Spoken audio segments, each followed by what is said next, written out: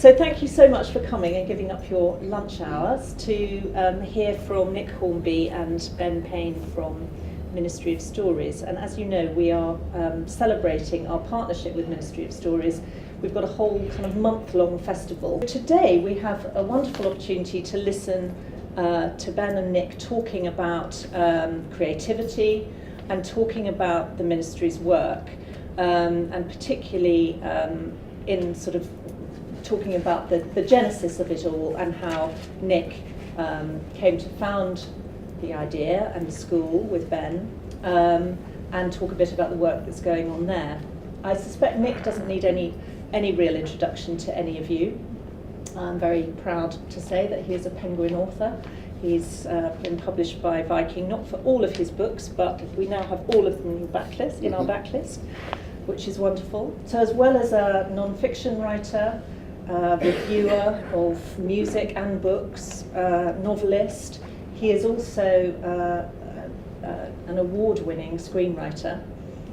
He wrote the screenplay for An Education, a wonderful book by Lynn Barber, published by Viking, and then another Viking book he very kindly adapted for the screen, which is Column to Bean's Wonderful Brooklyn.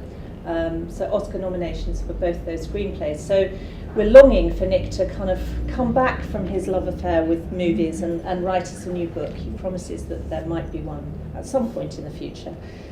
We're ready and waiting, Nick. Thank you very much. Thank you very much for coming. So my first question actually kind of follows on very much from what Joanna was saying, which was that you've written in lots and lots of different forms, pretty much every form, I think. Is there a different kind of thinking process that you go through with these different forms, or does that make any difference at all?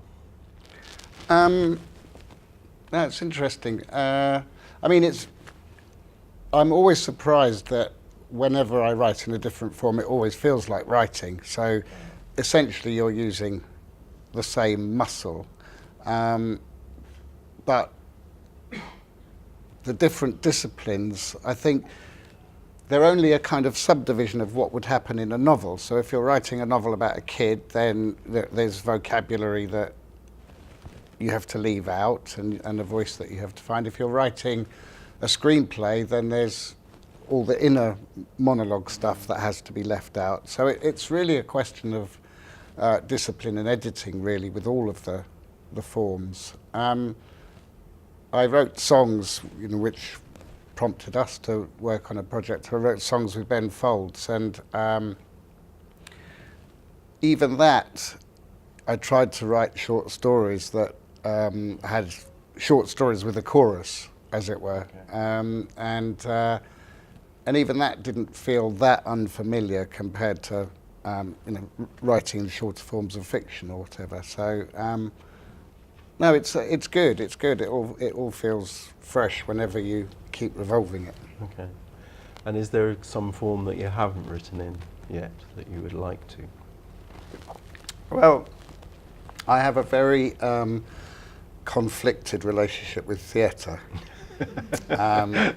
In that I think there's nothing worse than bad theatre. It's just like killing. And I'm with you on that one. I think a bad movie. Quite often you can even enjoy a bad movie and it's gone in an hour and 3/4 anyway, but a 3-hour play with, I'm not a big fan of a lot of theatre audiences, the theatre laugh where the joke isn't very funny but everyone's laughing their heads off around you. Having said that, some of the most sort of electrifying nights I've had have been in the theatre, that live experience thing. So, I can't imagine I'd ever do it, but I would love to write a musical with somebody for the theatre. And have you ever done any theatre, or is that... No, never have, okay. No. But a musical maybe? Yeah, but they seem like such huge undertakings. There was a Broadway musical of my book, High Fidelity, right. Which was one of those great Broadway catastrophes, but it was good. I thought it was good. I was very hesitant about it, but the people who wrote it were really talented, Right. and it opened. You know, they had an out-of-town tryout, and then it was like this $12 million production on Broadway, and it had the bad review in the New York Times, and it was gone within about a week, I think. It was getting good reviews after it had closed from weekly publications. Yeah, that's incredibly frustrating. And so, but I could just see, you know, the investment that had gone into it, and when it's gone, it's like really gone. Yeah. Books, one of the great things about books is that their lives are really unpredictable. So something might not get noticed in hardback, but it will get noticed in paperback. It might not get noticed in hardback or paperback, but it might get noticed because it's chosen randomly for Radio 4 3 years later. And you can have these unpredictable lives with books, but theatre and movies, it's like they're out and then they're gone if you're unlucky. Okay. So you had 2 Oscar nominations. We had that little back. Yes. It was just one, but we've been corrected that it's 2. What is that like? I mean, I guess I'm talking about after you've written it and then it suddenly gets that kind of attention. What's that experience like? Well, it was a real learning curve, the Oscar thing, because I'd always imagined that if I ever got nominated for an Oscar, what would happen is that you're pottering around at home and then the phone would ring and then someone would say, "Are you sitting down? I've got the most amazing news for you." And both nominations, I didn't feel that. I felt relief. And I felt relief because by the time you get to that day when the Oscar nominations come, you sort of know that you've got something like a 70% chance of a nomination. And I didn't know it was like that. Okay. And it's like that because there are only so many films made in a year that really are Oscar worthy. If you take out teen movies, gross out comedies, franchise films, there isn't a whole lot left, in fact. And so if you've made a film that is of serious intent and for adults and it works out well, then you are probably in with a shout of an Oscar somewhere. So it's actually much easier to get an Oscar nomination than you think. You've just got to start with the right thing. And so both in Education and Brooklyn, I can see now that they only wouldn't have got nominated for Oscars if we'd messed them up. Okay. If you look at it that way. Yeah. And with Brooklyn, you know, I knew that the script worked because we were attracting talent to it, and that's a really good way of knowing in film, is that if all the actors are turning it down, then you know that there's something wrong with it. But we got the first actress we tried for, and she was the best one for the role, and then, you know, we started to get other people falling in around that. And so, you know, that's the first hurdle, and the second hurdle is all the things that can go wrong during production and editing, and then we saw it and thought, okay, nothing's gone wrong with it yet. Once you're at that point, then if you think about it, there are, I think now, like 8 or 9 films nominated for Best Picture. By the time the Oscar season comes round, there are probably 15 left standing. So your chances are pretty high. Okay.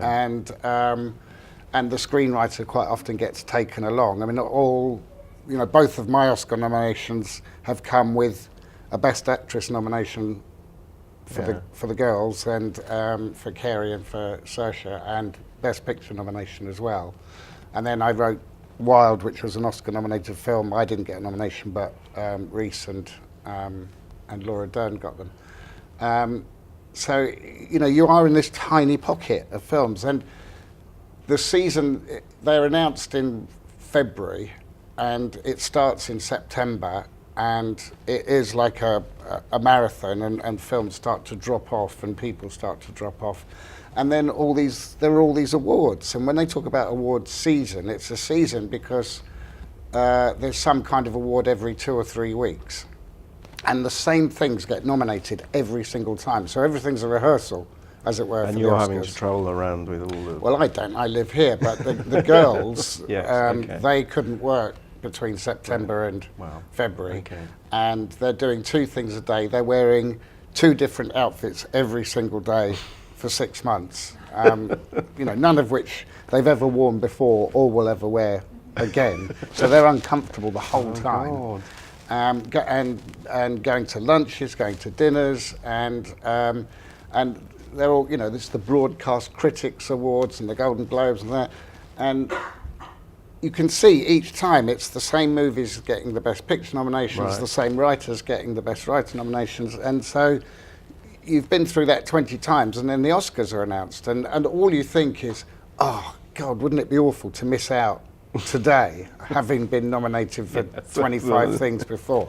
So then someone calls, or you know, if you're brave enough, you can watch it on TV, and you just think, oh, thank Christ. Yeah. But it is really the opposite of what I thought it would be.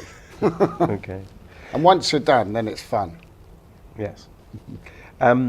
So is there a particular kind of book that you would love to adapt, that you're... Well, I can always recognise what is adaptable, I think. I personally wouldn't touch a book that is 800 pages long. I don't think it's meant to be a movie. I think there are lots of things you can do now because of Netflix, an extended series, but I think you have to cut too much for that to be a movie. I don't like to write things where a character ages a long time during the course of a book. I don't think they work. I don't want to see, well, I don't, you know, if you saw Kerry Mulligan at age 25 and then age 65, I think there is something inherent in that doesn't make for good filmmaking. So what I'm looking for is a story which has a very clear line through it, with very strong characters, or the potential for very strong characters in the minor characters, and over a relatively short period of time that will come to define a person's life. And I think that's certainly true of the 3 books that I've adapted so far. And I've just been working on this wonderful novel that I've always wanted to do called The Giant's House by Elizabeth McCracken, which is about a librarian's relationship with the tallest kid in America, which is a rather sort of, you know, it's a sad fairy story, basically. And I've always wanted to do that, but it again takes place over a relatively short period of time. It's got these 2 really great central characters.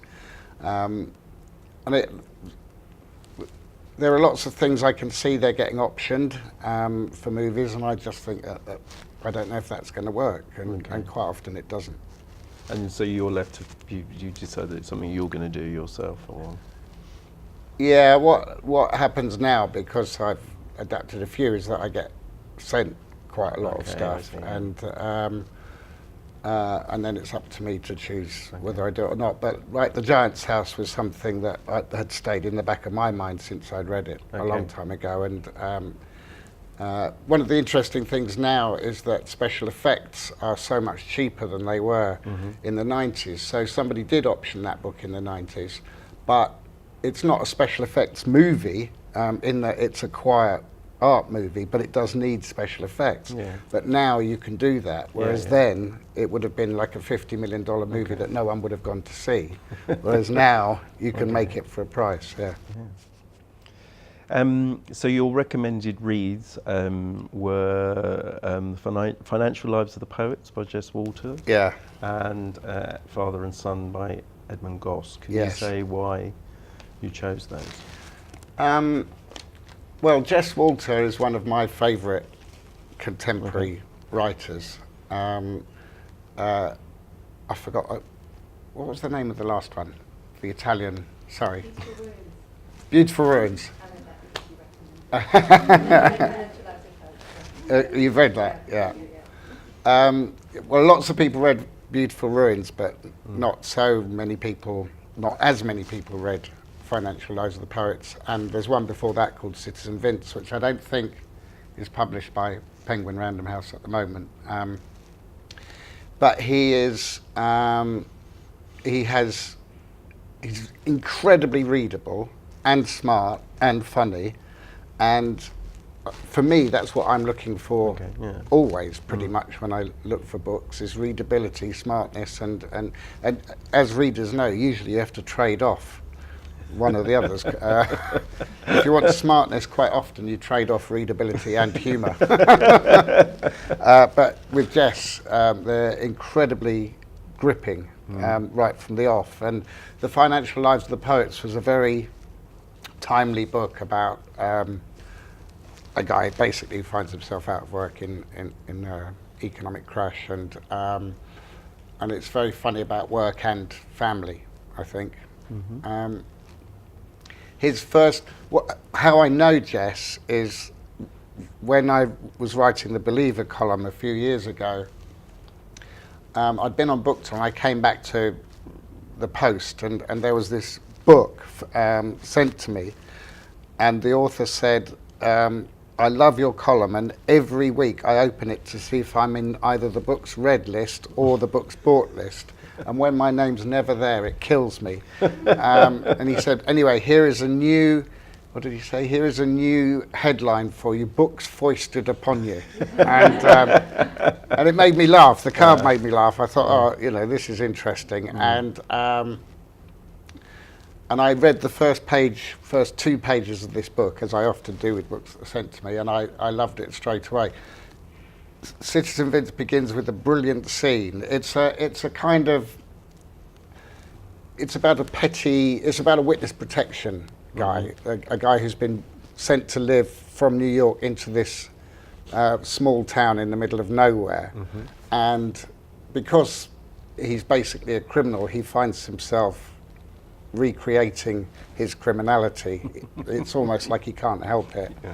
But the very first scene, there is an argument between a prostitute and her customer, where she has to stop halfway through a blowjob because of a police incident, and I think she gives him half his money back, and they have an argument about whether there's such a thing as half a blowjob. And it's just such a brilliant start to a book. But it's so well plotted, and that's a movie that I think would be fantastic. But I think Beautiful Ruins and Financial Lives of the Poets are wonderful books.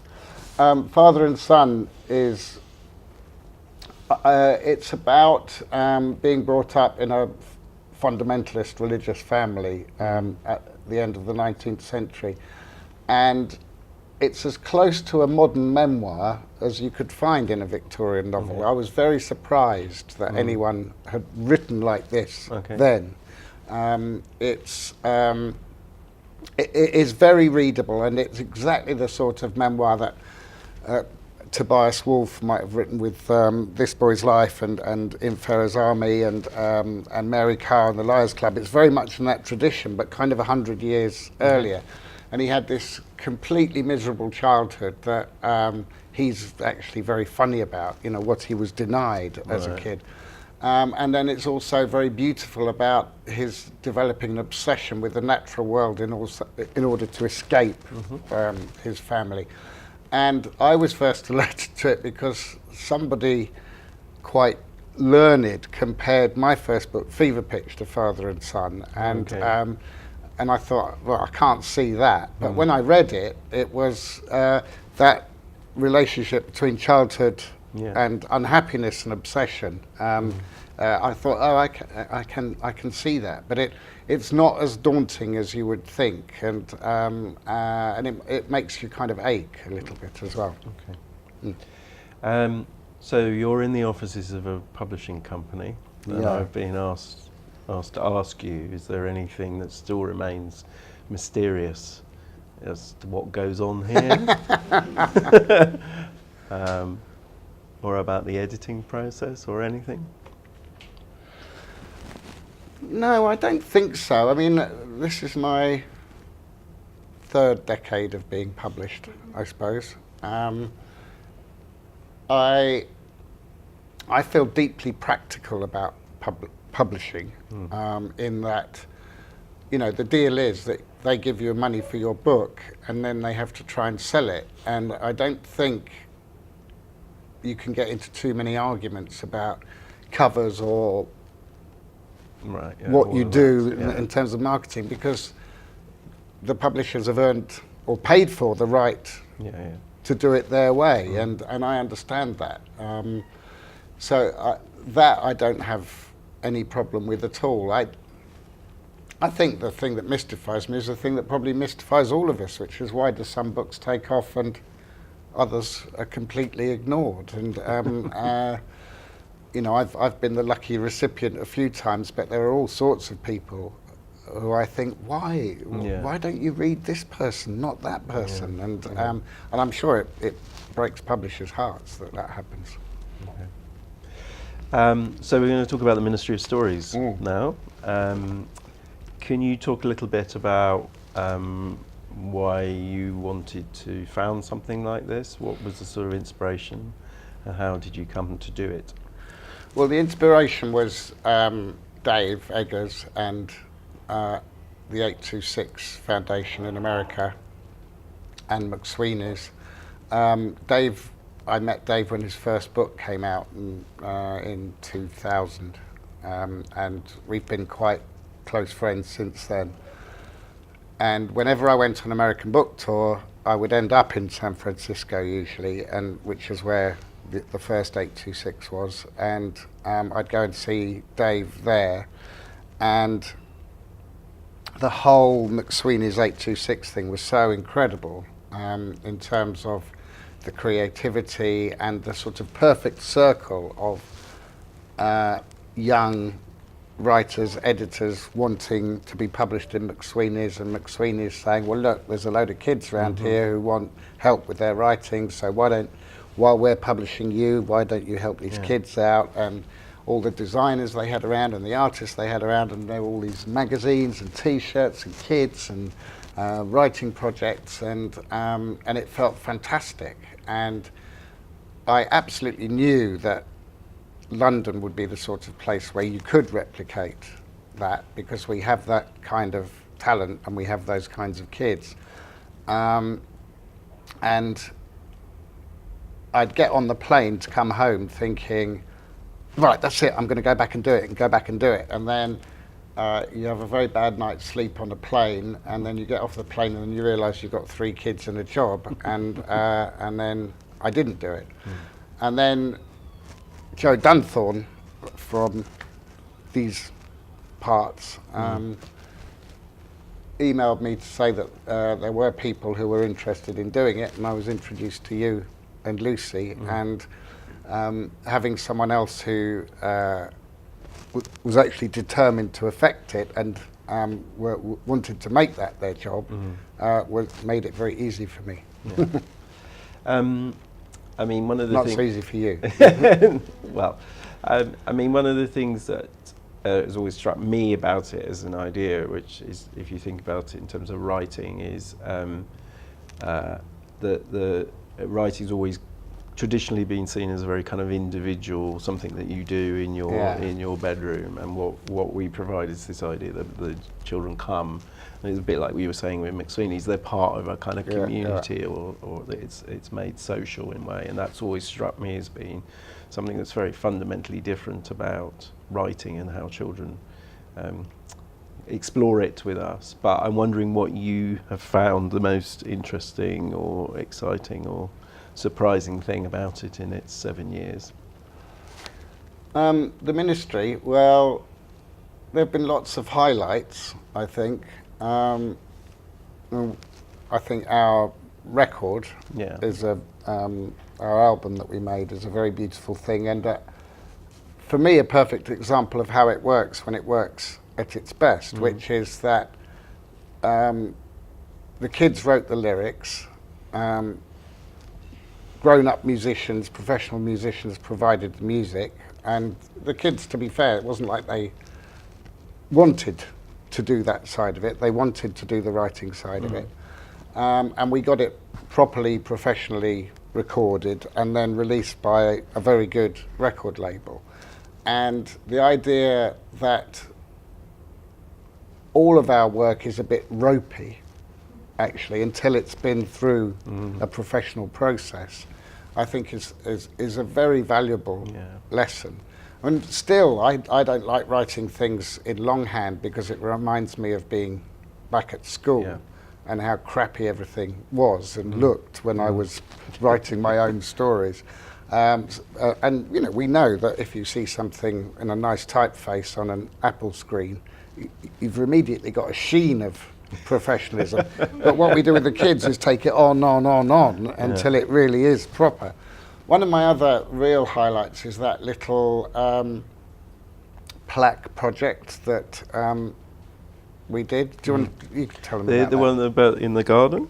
No, in the shops. Oh yes, yeah. So it's called Shop for Everyone, and the idea was that young people from the local community college who had different kind of learning disabilities sort of explored the street and then wrote poems about the shops, and then kind of presented the shopkeepers back with a little plaque with their poem. Well, they look like blue plaques that they can put in the shop windows, but they have very small poems on them, and the incredible inclusivity of that, actually, and they were very funny. They were very funny poems, and very blunt, some of them, and the shopkeepers were very... So this shop smells. What was the opticians one? Oh gosh, I can't remember. I know it ended up, this poem, very short poem, ended up, I don't look good in glasses. And then you go to the optician and say, would you put this up in your window, please? And the one about the bakers said, too much sugar. Too much sugar, but all the shopkeepers were thrilled to bits. They were totally thrilled, to have these things. And the kids who'd done them were completely thrilled to see them up in the shop window. The plaques did look like blue plaques, and they were sort of they're still there. They're still there. Some of them are still there. I think some of them got taken down. Some of the less advantageous ones. But I thought that was an incredible project, and it shows the sort of limitless possibilities of something like the ministry. That if you offer help, then you give confidence, and if you can provide a finished version of something, then that's all the rest of us experience, actually. It's not... our raw talent is really...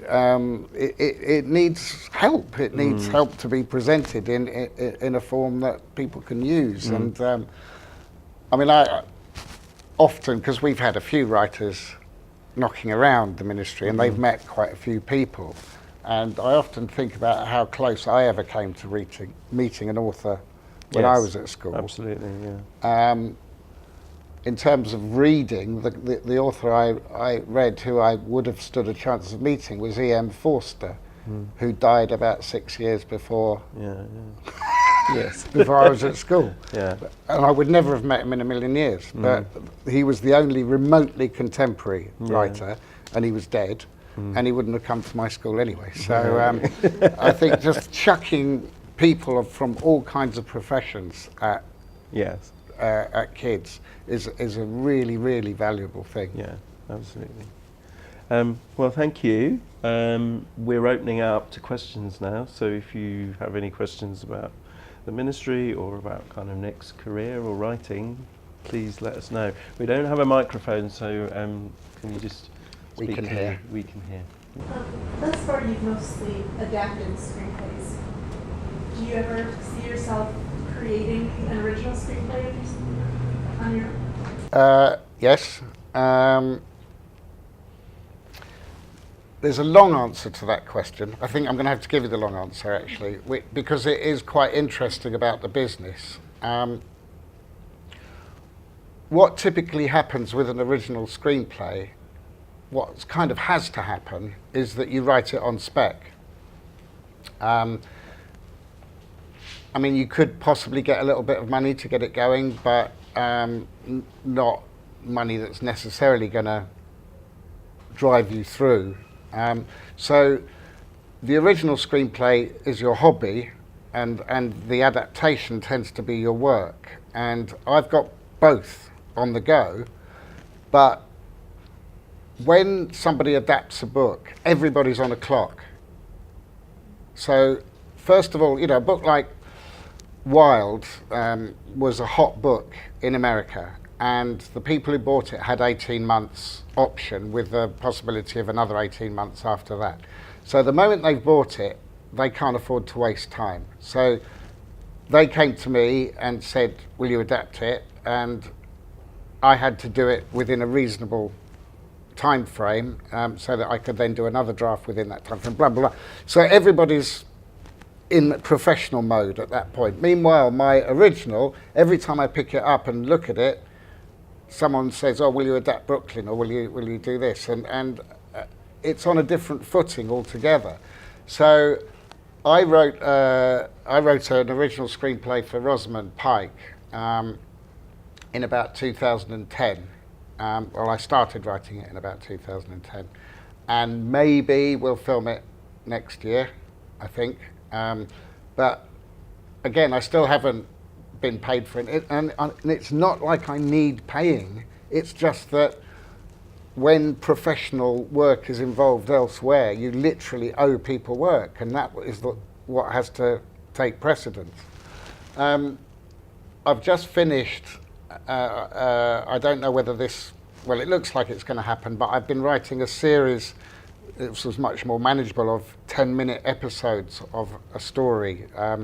So they're 10 by 10 minutes, and it's, the series is called State of the Union, and it's about a marriage. It's the 10 minutes that a couple spend together before they go into marital therapy. So they meet for a drink in the pub, and the therapist is across the road. So they meet every Thursday at 6 for a 6:15 appointment, and it's about those 10 minutes. It looks like this might all collapse tomorrow, because that's another thing that happens, but it's Kate Winslet and Tom Hollander are going to be the couple, and that they are originals, and I've really enjoyed doing it, but we're not quite sure what platform that will be released on yet. I've got one regarding, do you ever feel a conflict between an idea that you want to do that is creative but not necessarily commercial, or the other way around, where you've got an idea for a book that is very commercial but creatively inside just like, I just... Mm-hmm. I'd say the short answer to that is no.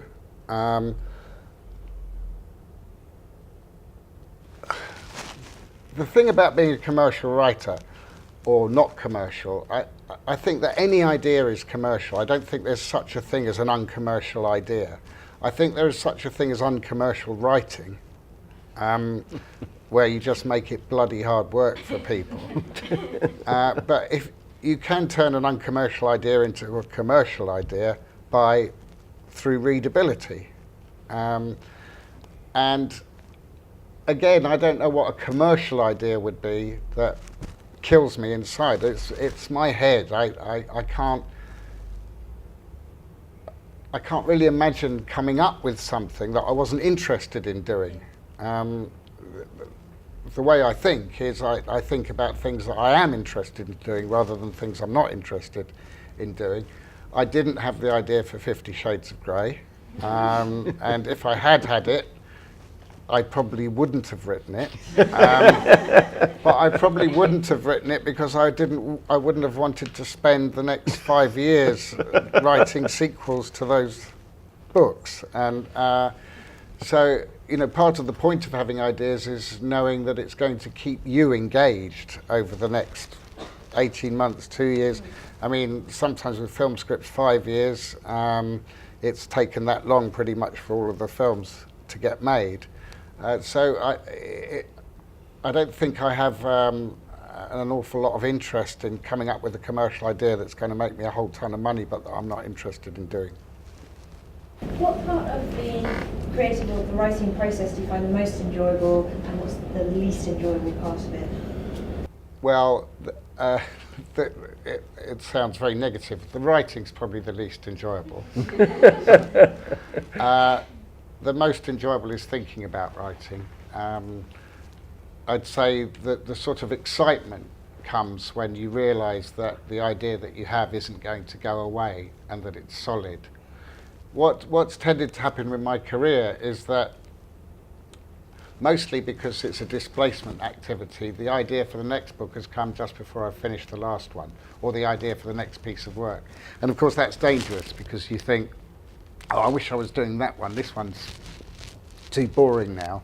But in fact it's because it's too difficult and detailed. And but then I can't write this next idea because the book's come out, and what with doing stuff here and then an American book tour and doing stuff in Europe, and then paperback, there tends to be not a lot of time in the first year or so after a book's come out, by which time you've usually, the idea's snowballed a bit if it's working, and some other things have stuck to it, and other minor characters or bits of story.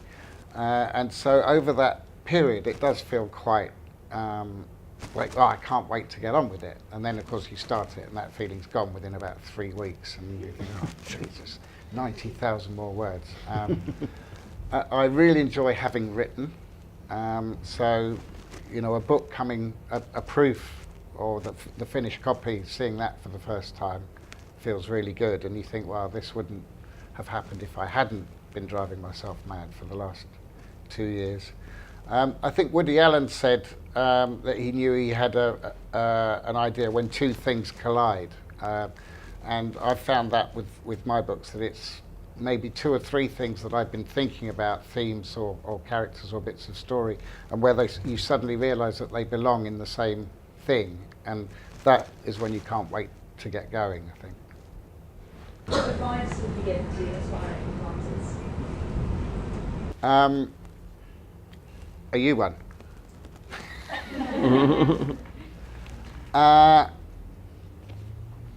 I think the worst thing you can do is be prescriptive.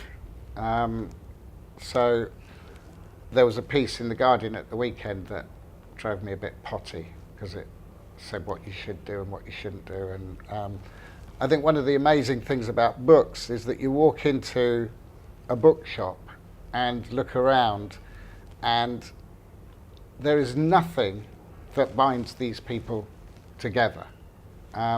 So when people tell you how long it takes to write a book, you think, well, Marianne Robinson, that was 25 years between those 2 books, between Housekeeping and can't remember what the next one was called. 25 years. And then P.G. Wodehouse, who I think wrote something like 100 books. He was writing, 2 books a year. Dickens wrote 2 books at once. He was writing for part work publication. There's no good or bad habit. There's just writing. And the only practical advice I have is that if you do the numbers, if you write 500 words a day, you will have a decent length book in 160 working days. And 500 words is not, it doesn't kill you.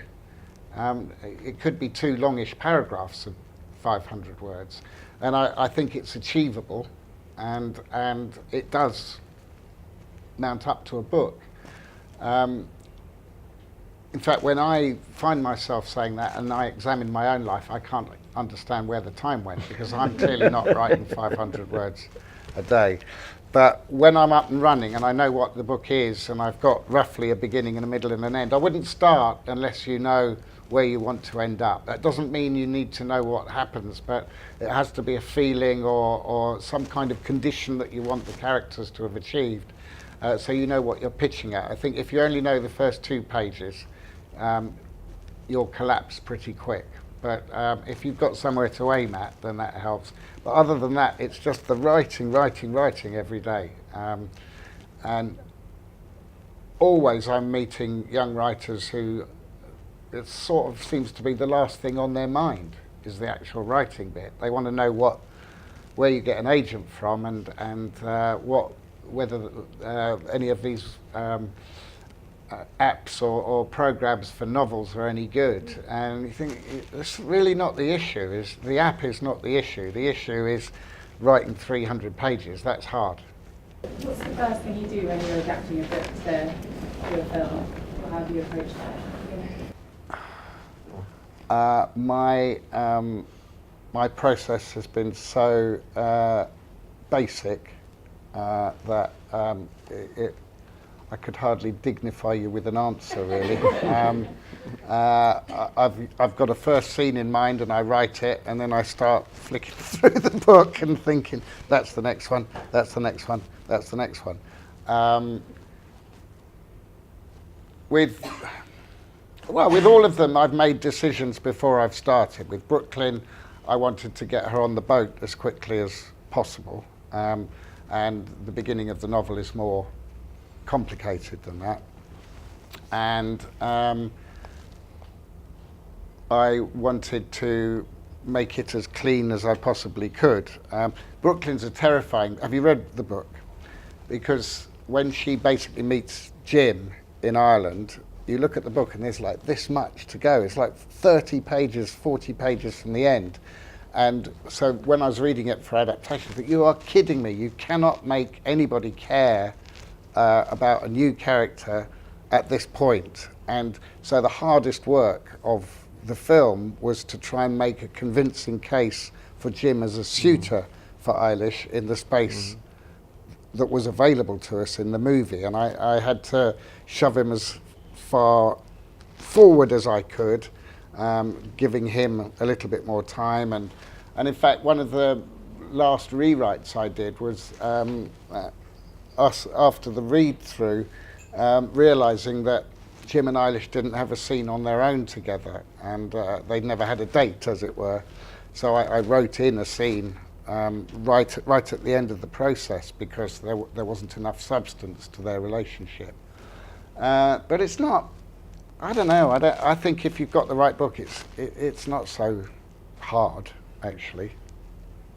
The hardest thing is to make the internal external, but you just find as many ways of getting around that as you can. Does the author of the original book get to comment on the screenplay afterwards? That's a good question, and it's not basic knowledge.